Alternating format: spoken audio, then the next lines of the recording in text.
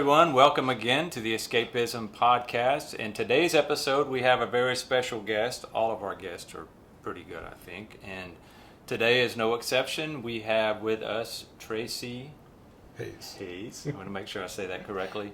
Very interesting guy. Lenny told me about him and asked would I like to have him on the podcast with us as a guest, and I was all for it, knowing the history that Lenny told me. Mm-hmm. Yeah. Lenny and I go way back. Way back to 1983, 84. Media Marketing Services. Yes, Media Marketing Services. It was one of those companies where you make a video and then the rest of the staff would sell a vacation package. So if you buy a big furniture package or a new car, you get 3 days in Gatlinburg, all expenses paid. Oh, yeah. So I would do the video work. What was your role there? It was like a summer in between years at Georgia Tech, and I was doing like accounting work because I was, business finance major. Yeah. But it was a good experience. It was good. There were fun people that worked there. Yeah, they were fun. And then so we lost touch for 35 years, and then I saw his band was playing this past summer, and so Rebecca and I went to go see the band and reconnected after many years. Flew by. I'm not sure why we didn't stay in touch. It's just one of those things where Facebook came to the rescue and sort of solved Definitely. it. Upside of Facebook. Upside of Facebook, yes. So, but anyway, so Tracy has an interesting, he just retired, right? I did, yes. What was your job? So for the last 17 years, I've worked for a private equity investment firm in Midtown Atlanta, and it's a really good experience. Super smart people. But I'm 61 now, so I felt like it was fair game, and it's tough business to work in. It was. Is it? Yeah, it was a lot of pressure, Oh. but good people, and did a lot of different things before that. But one of the reasons I really wanted to retire was to be able to spend more time doing the fun stuff, and because I'm a pretty big believer in trying to maximize your opportunities to do fun things with interesting people. Yeah, and that's probably a lot of what we'll talk about today, because Tracy does a lot of fun stuff, a lot of exciting adventures, and so we'll talk about some of that. Do you have any questions? No, but that's one thing that piqued my interest. Anytime, because I'm the same. Like, life is short, so I always try to fit as many fun things in there as I can, and some of it may be a little risky, but such as you being a pilot, that's a big step in life to become a pilot. Yeah, there's risk. And you've done some acting, and background acting, yeah. But on the risk side, yeah, I did a little bit of auto racing, did a little amateur auto racing. I didn't know that. I have the risky hobbies tend to be the more expensive ones too, but it's all about risk management with a lot of that stuff, and that's a big mindset of being a pilot is managing risk. Auto racing is a little more kind of macho, like go for it. Right. But they're all fun things. Haven't done as much driving racing lately as I used to, but I raced up at Road Atlanta for many years and worked as a corner worker waving flags up there. A lot of fun. Got to see a lot of cool stuff. Saw Paul Newman race up there. Oh, really? Yeah. Oh, yeah. So how did you get into the racing? When did that start? Okay, so that started. My father worked for Coca-Cola, and way back in the 60s and early 70s, Sprite, he was like the marketing brand manager for Sprite, and they sponsored an Indy car in the Indy 500. And we were living up in Chicago at the time, and my dad took us to the Indy 500, and I was, 8 years old or something. Mind blown. And just, so anything I could sort of get my hands on, and did a little bit of like go-kart racing, and then did a formal school called Skip Arbor up at Road Atlanta in like 93, 94, and kind of took off from there. Did some SCCA amateur stuff and track days, and driven like Ferraris, Corvettes, and stuff like that up there on track days. And who are some of the famous? I'm sure you've met some famous race car drivers at some point. Yeah. I mean, met Mario Andretti. Actually, met him a couple of times. He's the kind of guy that I think he's a great role model, because he's like 83 or something now. And Paul Newman was the same way. He was racing into his late 70s. Wow. And they're both guys that They kept mentally fit. They kept physically fit. And, I think when you kind of push yourself in that respect, in those dimensions, I think it does sort of help you age better. I think it keeps you a little bit young mentally. I agree with that. Yeah. I agree. When I was a kid, it was very uncommon to see older people do things like that. Most of the time, of course, I grew up in small towns, but when you got old, you were done. Yeah. You would just sit on a rocking chair on the front porch and wave starting to everyone. at 55 or so. Yeah, so life was pretty much on the downward spiral. taking But it easy, it's you. I think it's true that that a lot of the mind has a lot to do with how old you get. If you allow your body to accept age, you just don't do anything anymore. So I think it's very interesting that you do something that's interesting as long as you can. So I admire that about you. I admire that about anyone. Like Lenny and I played music, and I know you're a musician too. And I think we both do things. He travels. We like to do things that are interesting. And so now, pilot. I saw on Facebook, Lenny sent me some photos of you with a Spitfire, which was from World War II. It was, World War II yeah. plane. So the actual plane that I flew was a 2-seater trainer, which is kind of rare. And I think it was manufactured right at the end of World War II. It never actually saw combat, but they did use it in training extensively right at the end of the war and post-war. But yeah, there's this place in England. We did kind of a family tag team trip in Europe this past summer. And one of the legs, my daughter and I were in England. First we were in London together and had a lot of fun there, and then went down to the coast, Brighton, and over to, there's a place called Goodwood, which is, it's just nirvana. It's antique airplanes, antique car, vintage racetrack, horses, golf, everything all put together. So it's just an amazing place. And they have a place where it's good. It's Spitfires.com, actually.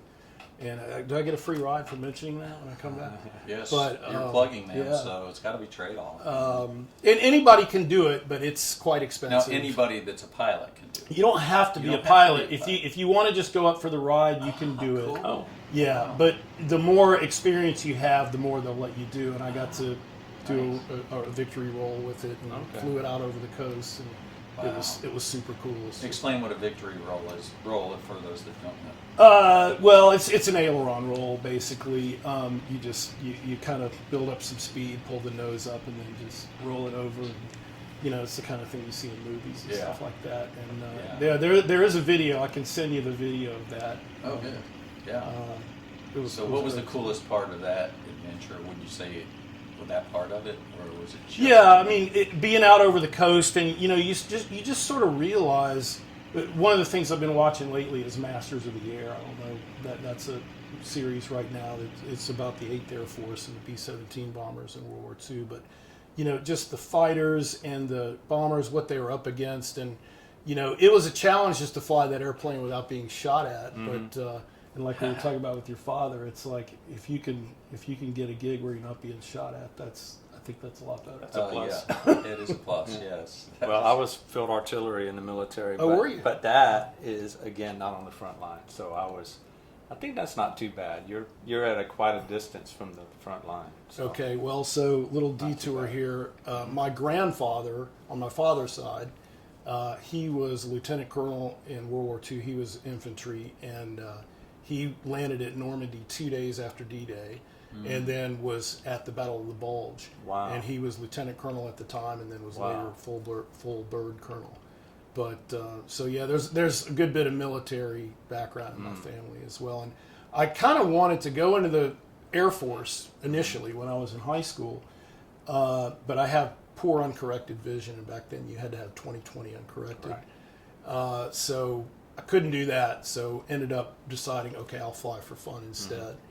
And my first job in high school was washing airplanes out at Peachtree DeKalb Airport. Oh, wow. And that's how I got into it. I used the money from washing airplanes to pay for flying lessons and buy my first car. And much to my mom's chagrin, I haven't stopped flying since then. She's not a big fan of it? She's not a big fan. No. My dad likes it, but my mom. How old were you when you got your license? Your pilot So my first solo, which is kind of like that's your first big milestone. I think I did that at 17, and then I think I got my license at 19. Nice. Yeah, that's like 1 year later than the minimum age, I think. Yeah. Wow. So that must have been impressive when you were young and you were dating. You're like, hey, you want to go up for a ride? You want to fly over Okay, this? so my wife's going to see this, but she knows. Yeah, she knows that is that was one of the tools in my I'm sure toolbox. Shall she we got say. the benefit of that too. Yeah, she did, absolutely. And like I said before we got on camera, that was one of the reasons I married her. I could not have married someone that didn't like flying, but yeah, one of the things I highly recommend is going for like a nice evening flight as the sun's going down, and then go having drinks at either Downwind restaurant or the 57th. And Oh yeah, I love the 57. that's a great experience. Yeah, I took my wife to the 57th on our second date, I think it was, and that was a big hit. So that's a cool place. It's still going strong. Absolutely, yeah. Pat Epps, Mr. Epps, who was one of the guys that I worked for watching airplanes. I believe he owned the restaurant, and then I think he's since sold it. But they have quite the dance parties going on Friday and Saturday. Oh, they nights do. there, I've been to a couple of them. It's kind of a Johnny's Hideaway Johnny's I like Johnny's Hideaway too. kind of that kind of Yeah. deal. Yeah, Yeah. it's fun. I remember when we were young, like in our 20s, one of my friends named Paul would always try to get a group of us to go to Johnny's Hideaway. And we usually didn't because we were like, no, that's where people 45, 55 hang out, you know. So we did not take his advice, but he used to rave about his nights at Johnny's Hideaway. A lot of celebrities have Have they? frequented that place when they come to town. Yeah, it's very, very popular little spot. Oh, wow. It's hidden away, man. It's a hidden treasure. Yeah. You got to go there more often. Very cool. Well, tell us about some of your acting roles as an extra. You've done that a good bit too, which is another cool thing. This is a more recent thing, really, and this started when my daughter Sabrina was at what is now Midtown High School. It used to be Grady High School. They filmed one of the Spider-Man movies there, and they needed extras. It was a homecoming dance scene, and she was an extra, and she dances through the background. You can see her. She was in the movie with Tom Holland. Nice. And so she got on, I guess, the mailing list for the casting agencies. And there was one that came along about a movie about Neil Armstrong. They were going to make a movie about Neil Armstrong, who was my childhood hero as an astronaut. And so she was like, Dad, you should do this. I said, absolutely, you're right. So I applied, and I applied for a bunch of different roles. And finally, they picked me to be a test pilot. I played a role as a test pilot on camera, and my wife Lori got picked to be one of the astronaut wives. Oh, wow. So we both got to be with Ryan Gosling on set, and so that was pretty cool. And then it kind of took off from there. I sort of got on the list of the casting agencies, and I've done other ones with Scarlett Johansen. She was super nice. I really enjoyed talking to her. She's actually an accomplished singer. Really? And she put out an album of her own, and it's Tom Waits covers. And I'm a huge Tom Waits fan. Oh, wow. I always have been. Me too. So I got to chat with her about Tom Waits for a little while, and she was very nice. So How was Ryan Gosling? Yeah, He was nice guy. I mean, the scene that I was in, it was all guys.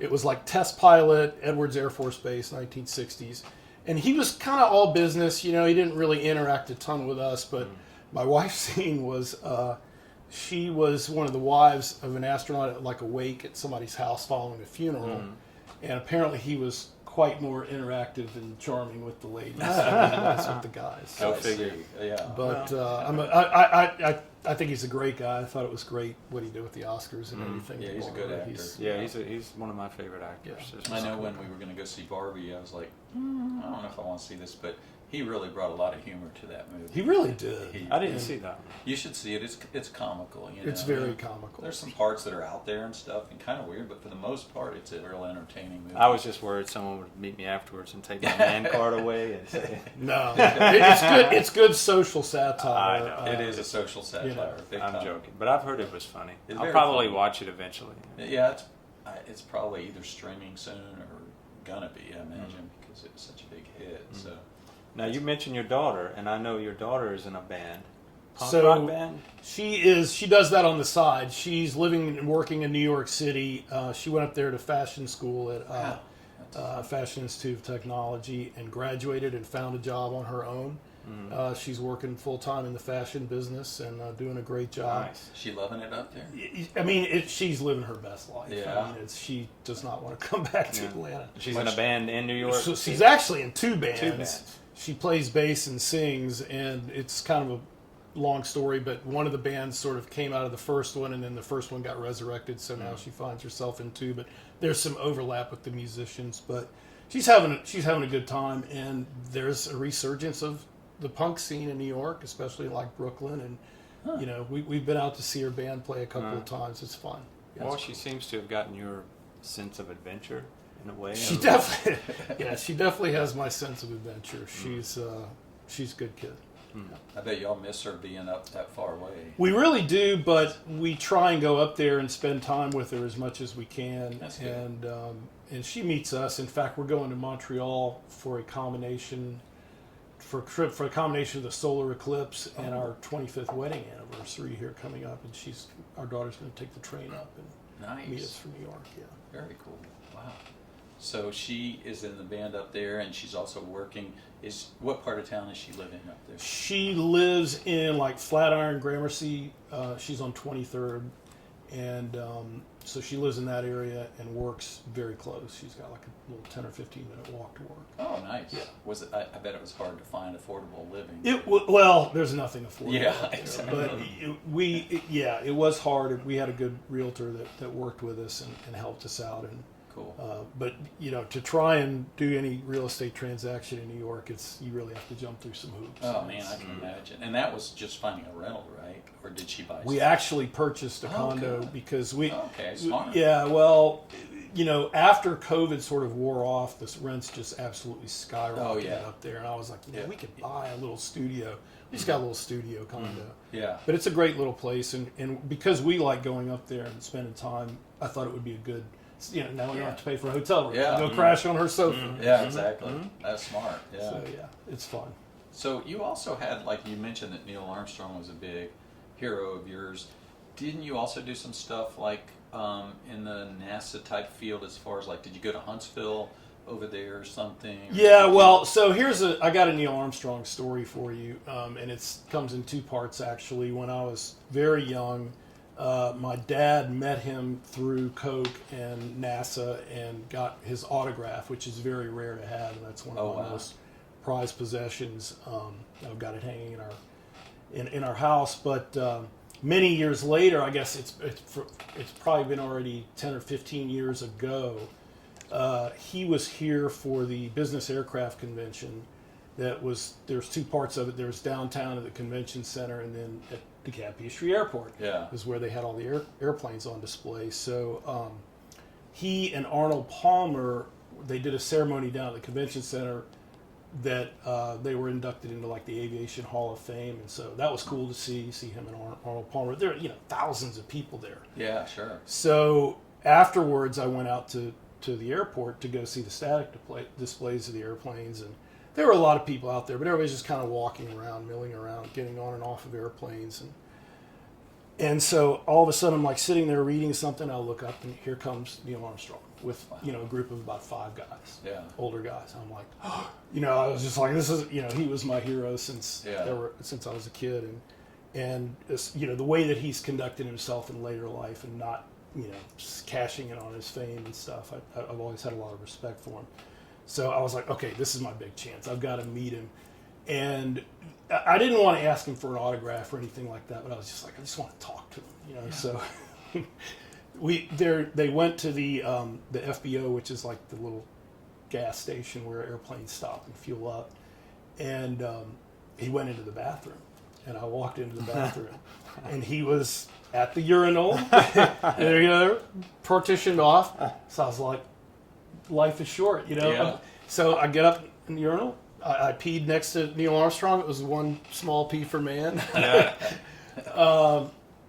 And afterwards, we were washing up, and I started chatting with him. I said, so you still have that sailplane that you used to have? He said, no, man, I sold it. But, he was like, it was really a lot of fun. And we just kind of started talking about aviation. And he was a very he was a professor of engineering at University of Cincinnati for many years, and he had that kind of professor air about him, but he had a good sense of humor, but just, intelligent guy, and just kind of got to stand around and talk about flying with him for a few minutes. And I thought about trying to ask him for a picture or something, but it just didn't. It wasn't the right moment. Yeah. But it was a pretty cool experience to have. Yeah, that's really cool. That's the problem I have running into celebrities. I used to work as a contractor for a lot of celebrities, and so.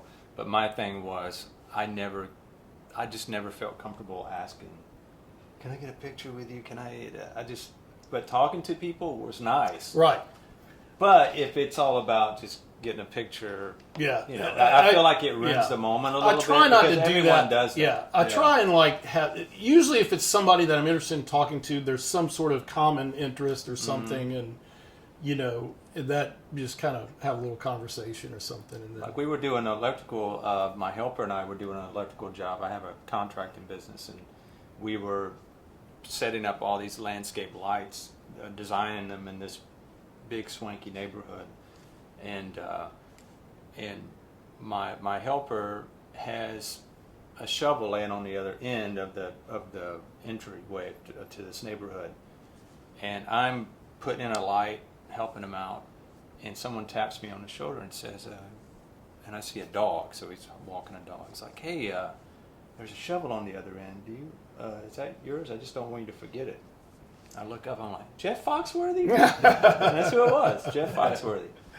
And we talked for a minute, but part of me is always like this. Like, part of me is like, get a picture, you can do it. I'm like, no, I just feel like it ruins the moment. Like, it just, like you said, you talked to him and you met your childhood hero. Not that Jeff Foxworthy is mine, but he's cool.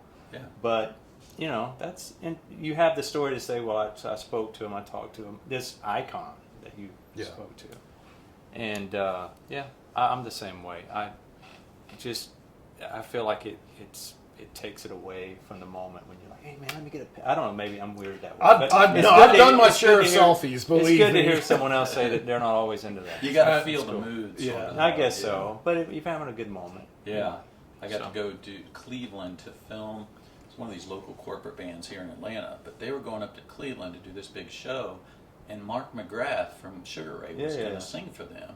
And I thought, oh, that's cool. I love Sugar Ray, and I like Mark McGrath. So went there. He could not have been nicer. I mean, he would talk to anybody that wanted to. He delayed his trip leaving for 2 hours so that he could mingle with these people that just wanted to say hi.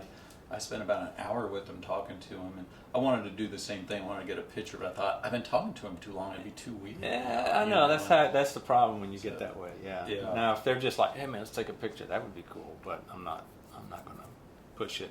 Now, I have a question for you, an ultimate question that I like to ask people that are into aviation. Oh. What do you think about UFOs? So it's interesting that you bring that up because a good friend of mine, Mark Lindsay, his son Payne Lindsay is a big podcaster. He did the podcast called Up and Vanished initially, and he just recently did one about UFOs. Mm-hmm. And it's a great listen if you're looking for it. It's called High Strange is the name of it. High Strange? Yes. It's well worth checking where would out. I find that? Any podcast. Really? Like he's pretty big time guy. I'm gonna write that Very down. big time, actually. Wow.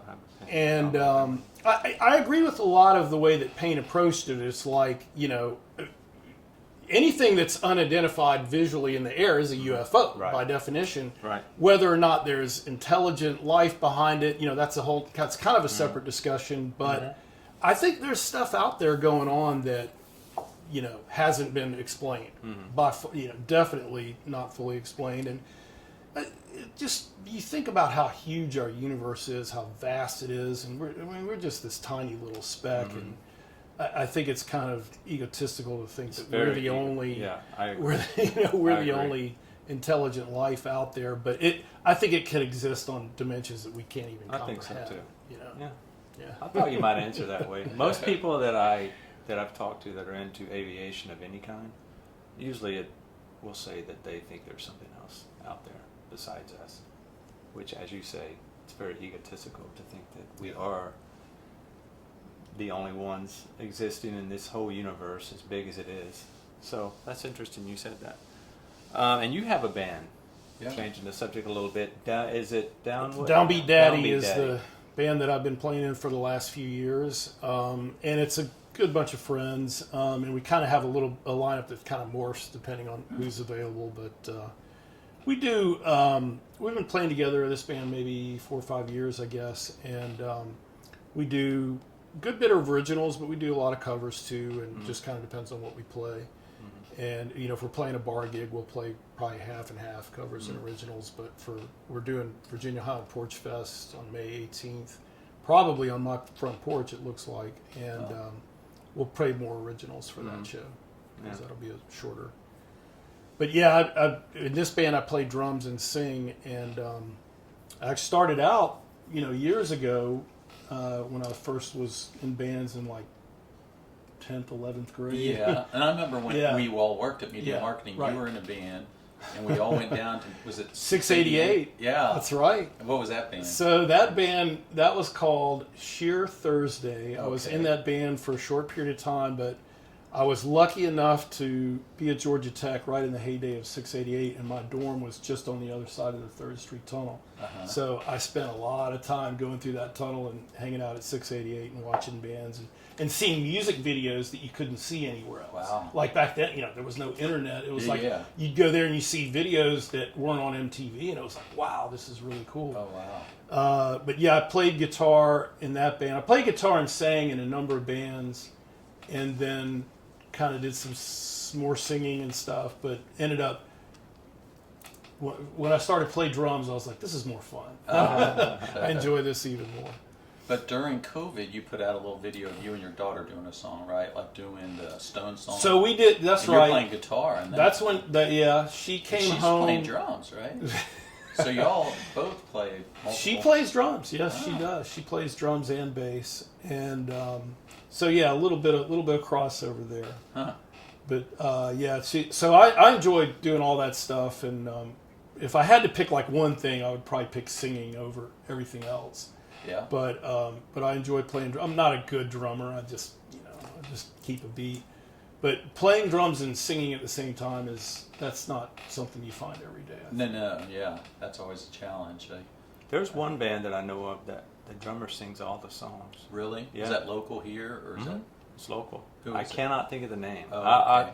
I cannot think of the name, but anyone that knows local music would know who I'm talking about. I just can't remember. Two The bands- guy's name is Mark. I can't remember his last name even, but he sings every song and he's the drummer. Very unusual. Yeah, when I was in 2 bands in the 80s, actually 3, where the drummer co-sang, like he sang part of the song. He'd lead sing on maybe a fifth of the songs. Incognito and Remote Control, and both drummers were pretty good singers too. So. We had a drummer that sang. Well, that's true. Yes, with One or Drive Thru two. Junkies. Yeah. One or Mitch two. Whitmer, yeah, he still does sing to this day. Yeah. Certain songs, I don't sing every song. I sing certain songs. Yeah. I can't hit the high notes. Classic rock Yeah. genre? Yeah, classic rock. Yeah, a little country Americana. Johnny Cash here and there, that kind of stuff. Do you write? Or the original? I am the only one in the band that doesn't write. Everybody else has. I think you're born with songwriting talent, and I was not born with that talent. But great songwriters, I just admire so much. I just wish I could create that art. But the other guys in the band write, and they've all written some pretty good songs. Yeah. We wrote a few. I write a lot, but we did some in the Drive Thru Junkies. We did 3, I think. We had 3 originals. One that we recorded and it's on Spotify to this day. One of them. I was thinking a couple of them were recorded. No, they were. One of them never saw the light of day because I never was happy with it. Oh yeah. But Escape Songwriters, is on the one Escape is on Spotify. Yeah. I don't think it made any money. I think But- it made $100. I don't know. $100 is a lot on Spotify. Maybe. The last You time I got a check checked, for $100 on Spotify. no, we That's didn't get pretty- a check. It was just it went into an account. It was like a I think Bandcamp account. It went but then it went to Spotify and they deposited. This was way back. I think we made a total of $100, something like that. I'd say That's 100. pretty good. Yeah, not People say, "Man, did you get any money?" Like, not really. Well, it's so weird how the music business has changed because when we were young, it was all about selling records. Yeah, That's how you got made a ton of money. record You contract. sold a bunch of records, Yeah. and you would tour to support the record. Now it's the other way around. They're not making any money off of streaming, so they sort of have to tour to make a living. And the ones that can't tour for whatever reason, that's tough. Yeah, definitely limits their capability for income for sure. But so Rebecca and I went to see Tracy's band in summertime when you guys played the Painted Pit. Right, Painted Pin, yeah. And that was cool. That was a cool little gig that we got to see you all. It sounded really good. We enjoyed Thanks, it. Because you were playing drums and singing a good part of the songs then. Yeah, we had our full lineup then. We had our friend Paul playing keyboards, and we had our lovely female singer as well, which is good. But, Yeah, she was good. So very cool. Now I noticed on Facebook also that you do some photography work. So is it a hobby or?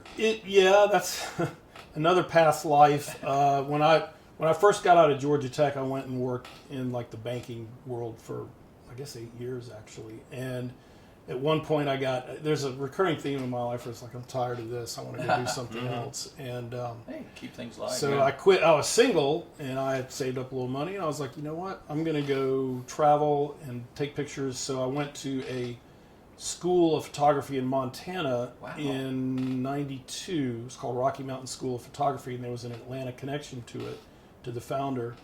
And did nothing but study photography for 3 months in Montana, and then spent another 3 months after that traveling around the American and Canadian West, just driving around in my little Honda Prelude, just taking pictures for 3 months. Cool. So I got pretty serious about that, and when I came back and worked in the business more on the business side, but worked in the commercial photography and production business.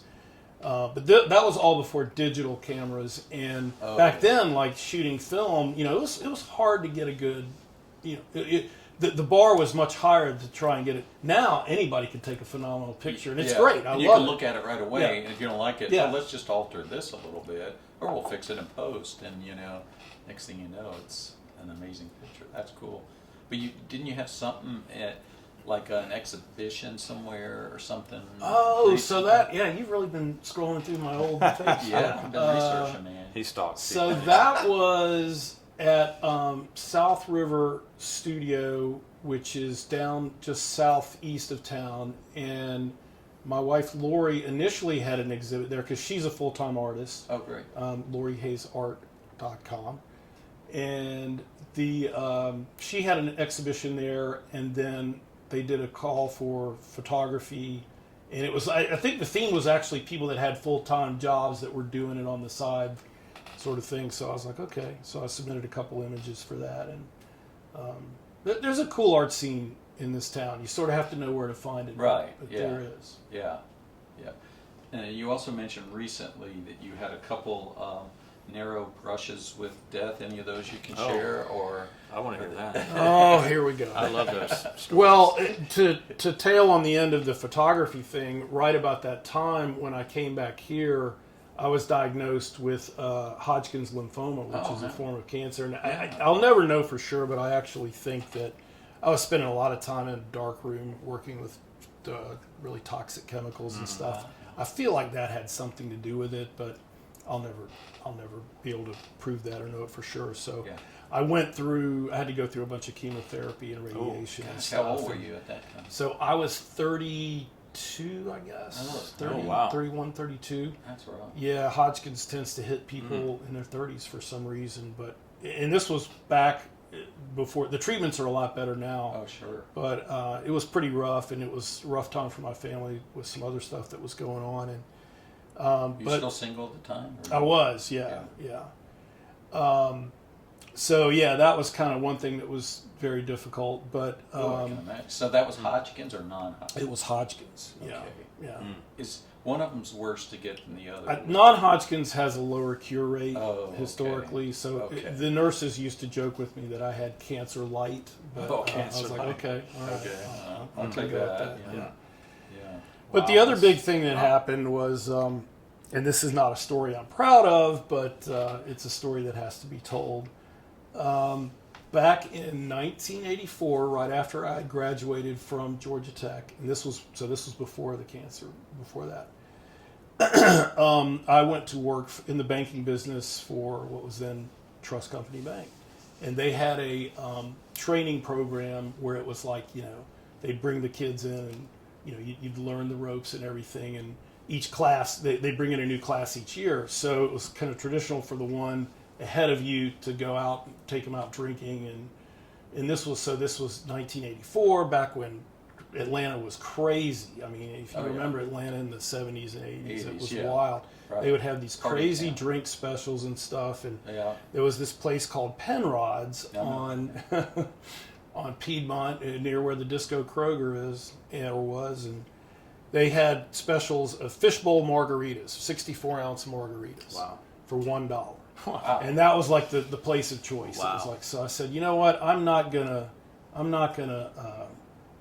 go and get have a bunch to drink. I didn't know about the fishbowl margaritas at the time. I said, I'm going to take $3 cash with me. That'll buy me probably 2 beers at the time. Yeah. Then I'll be done. Yeah. Then I got there and found out about the fishbowl margaritas. And that's what everybody was drinking. So I had $3, so I ended up drinking 3 of these colossal margaritas, which was huge mistake. Colossal mistake, obviously. But so being the big Georgia fan that you are, you will appreciate this or not appreciate it. I was with my good friend Jay Clark, who also graduated from Georgia Tech. And when we left Penrod's at the time, there was a building at the corner of Peachtree and Piedmont, and there was a billboard on top of that building. And it was Bulldog Movers. I don't know if you remember that company, Bulldog Movers. They might even still be. They might still be around. Still around. Yeah. They are. Yeah, and that billboard had a mechanical tail on that bulldog that was waving back and forth. And in our inebriated state, we took that tail was taunting us, and we had to do something on behalf of Georgia Tech, and so we decided to stupidly climb up the building, and we got almost to the top of it. I was trying to climb up these drain pipes, and the pipe snapped, and I fell backwards 3 stories onto an asphalt parking lot. It was really bad. My head was cracked, and I was in bad shape. So Jay puts me in the back of his car, drives me to Piedmont Hospital. Walk into Piedmont. Somehow I was able to walk in under my own power. Walk in there, and the nurse's jaws just dropped because I just had blood everywhere. Oh. So they took me in, stitched me up, cleaned me up, and said, "Okay, it's not as bad as we thought. We think you're okay." And so they're like, "Get up." So I tried to get up, and I couldn't move. And they were like, "No, get up." No, I can't move. So I had broken my back. I suffered a compression fracture in my lower 3 vertebrae. Wow. And they had to operate, and I have 2 titanium rods that are still in there today. Does that still bother you? No, well, I mean, I've always had a little bit of a bad back, I guess. But no, they check it out, and they say it's okay. But it was pure stupidity, and the man upstairs has definitely worked overtime and given me second chances. Yeah. So that's a miracle. Very grateful. You survived that. Yeah, I'm very grateful for that. I mean, really, I should have been paralyzed at least.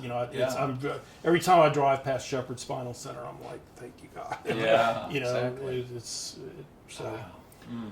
Craziness. Hearing people talk about close calls and adventures and things they've accomplished, things they regret, all of these things that we all have in our life. The question I like to ask people, and I ask myself often, and I know what the answer is for me, but if you could go back in time, would you change anything? Oh, yeah, I wouldn't have climbed up on that building. I would not have done that. Have this great story. 100%. No, believe me, it's not worth the story. It's not worth it. Yeah. And if there was anything I could have done, I think, number one, take better care of yourself physically. There were times in my life where I ran pretty hard, and I still do sometimes.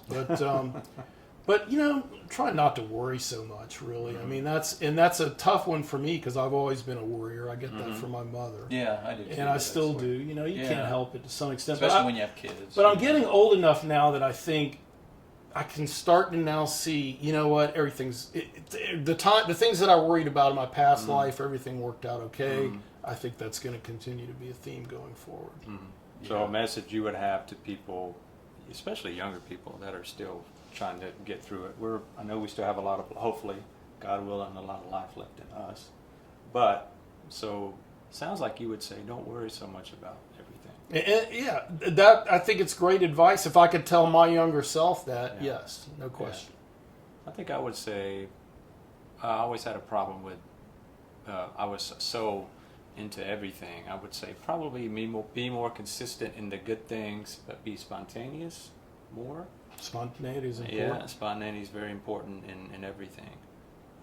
It's probably what I would say. What about you, Lenny? Since we're talking about it, what would your advice be? Those are some deep thoughts. Yeah, I would say just treat people right, because that kind of comes back to you one way or another. It seems like Karma's big. Mm-hmm. Isn't that written on your bathroom wall? It might be, but I can't recall that. Yeah. You just made that up. Maybe he's written it on other bathroom walls. Yeah, exactly. Yeah, on the public. At 688. Yeah, 688. It would fit right in. Hey, did you ever know or listen to a radio guy that was affiliated with WREK called John Kincaid? Oh yeah. Really? Yeah. I met John a couple of times. He passed away not long ago. I went to high school with his sister, and she shared on Facebook that he passed away, and she told some amazing stories about him, all the bands he saw and all the interviews he did with some really cool artists that came through that scene.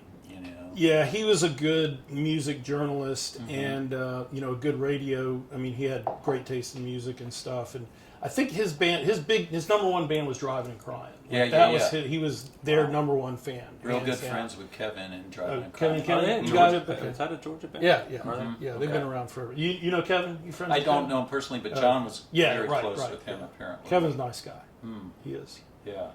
So that was kind of cool. When you mentioned that, I started thinking, I wonder if Tracy crossed paths with John Kincaid, because apparently he was a very good music journalist that was, covering a lot of those up and coming bands that passed through 688 from, like even bands that made it big in the 80s passed through, like I think the Bangles and Modern English and some of these bands came through 688 before they made it big.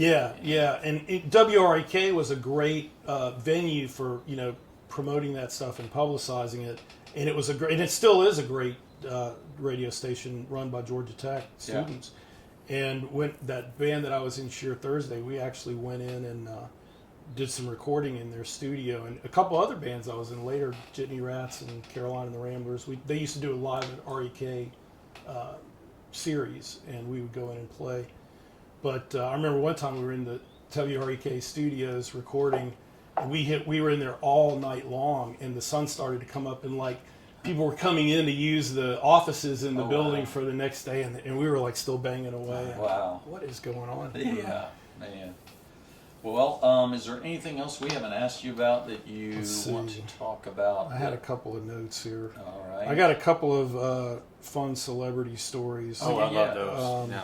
You had the hockey one this year. Oh, yeah. Right? So the Wayne Gretzky. It was funny because you were talking about not asking for a selfie. He was actually. I did a TV commercial with him, and I was a big hockey fan always.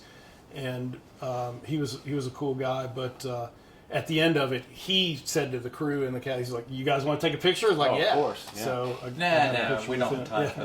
No, you don't say no to that. Yeah.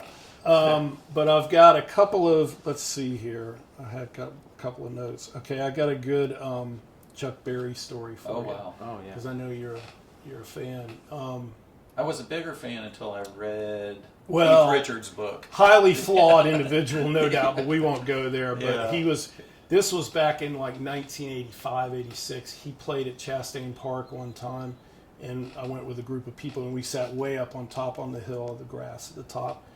And when he was doing his encore, he was on stage, and he said, "I want all the guys to come down here and get on stage with me and dance." I was like, All the guys. "What? All the guys? How many people were there? Oh, I mean, it was like thousands, And I was like, I cannot believe he just said that. Yeah. And then Security. I could must have see went people were crazy. starting to go down. So I took off and ran down the hill, and because I wasn't going to miss that if he's issuing that invitation. So I got up on stage, and by the time I got up there were guys just all over the place. And he was, kind of duck walking with his guitar cord, and guys were stepping all over it, and it was just sloppy. So I started taking the guys and pushing them out of the way, and I coiled up his guitar cord wow. and started feeding out it to him, and he looked over his shoulder and he was like, So he nodded to you. He did. I got a Approval. nod You from got him. the Chuck Berry nod. That's very cool. Yeah. Another story that crosses over between cars and racing and music is Donald Fagen from Steely Dan. I got to do something fun with him. Wow.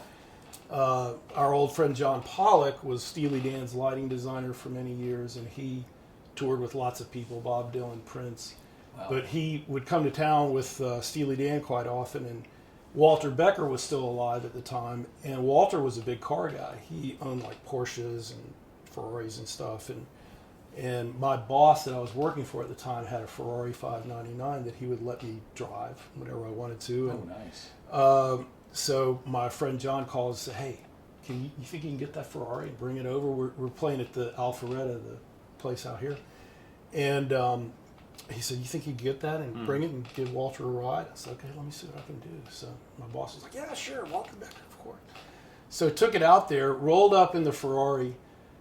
Walter Becker's significant other, whoever she was, took one look at that car and one look at me and said, "Nope, no dice, not happening." Oh, really? But Donald Fagen came out and he was like, "I'll go." I want. So I took him for a ride, and there's like a 4-lane parkway around there, that amphitheater. Yes. And we went pretty fast in that car, and he loved it, and he wasn't feeling any pain. He was like, "Oh, this is great."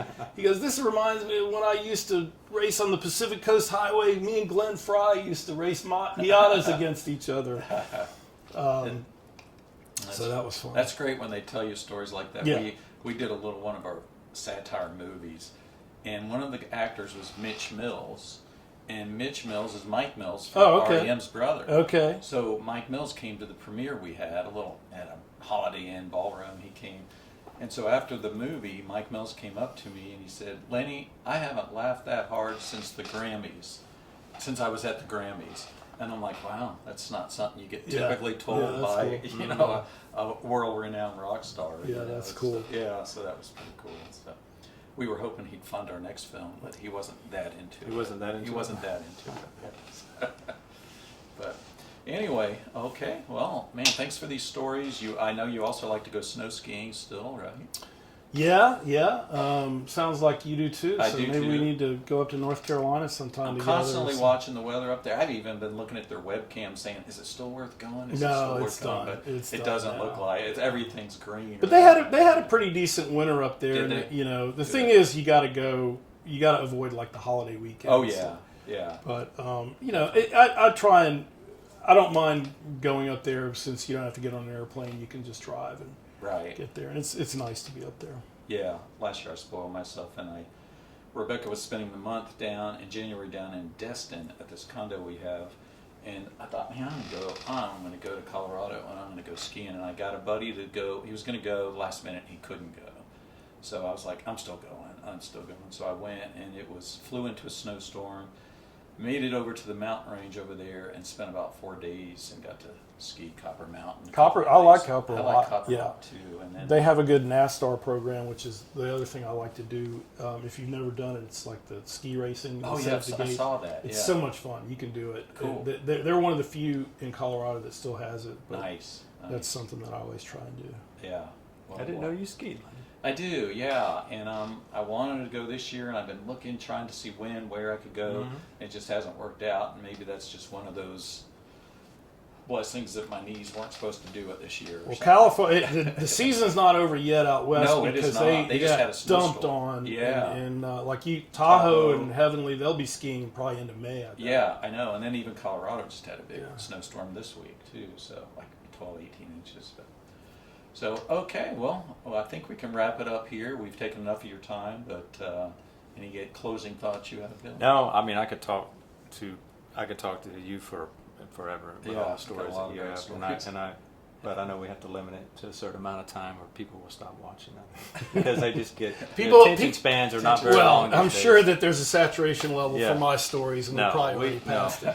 No. I enjoyed it. I enjoyed having you. Thanks so much. Hey, for coming, Tracy. absolutely. Appreciate Enjoyed it. Thank you. Yes, Good thanks to for see you coming, as Tracy. always. Yeah. Well, I appreciate it, guys. It's an thank honor you so to much. be included in this, and Thank you.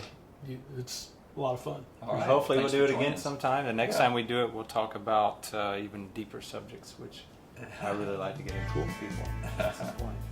So until next time, thanks for watching the Escapism podcast. Ciao.